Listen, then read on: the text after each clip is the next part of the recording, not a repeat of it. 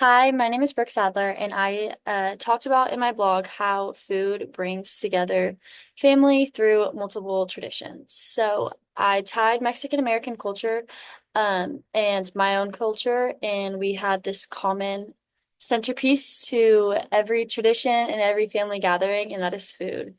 Food is a bridge that can bring together loved ones, whether you want to see them or not. And food is at the heart of many traditions, and it will continue to be that way because food is a love language. And that's what's so great about it.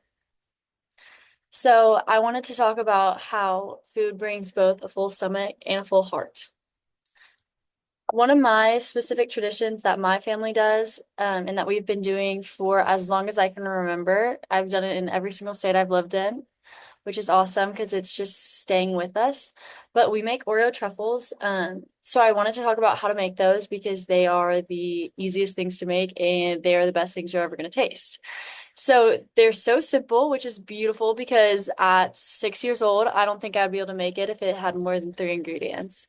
So our Oreo truffles have Oreos, cream cheese, and then they have these chocolate wafers or these melting wafers. And for a little how-to, how to make them, you just grind up the Oreos in like a food processor or a blender. And then you take a glob, however much your heart desires, and that's the best part is there's no measurements in this.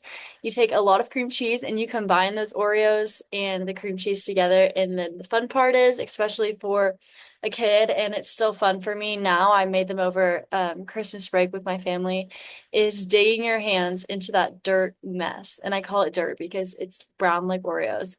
And all you're gonna do is you're just gonna mix it around because nothing works as good as your hands. I can promise you that. A KitchenAid, it still comes second place to your hands.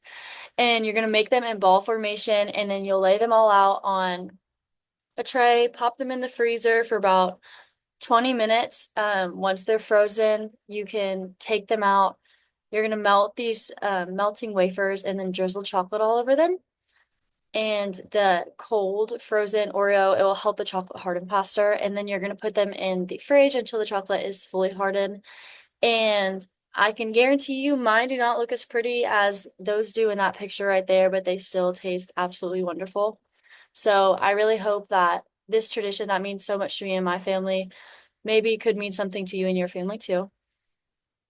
Um, so whether it's Oreo making or for Mexican American culture, tamale making, which also sounds delicious, food is more than just a meal. It's a way to keep these traditions alive and living and breathing within your family. It also helps just bring people closer together. I'm so thankful to keep these traditions alive in my life, and I know everyone has their own wonderful traditions, and the best thing about them all is they're all centered around food. So I hope that the traditions in your family keep you with a full heart and a full stomach.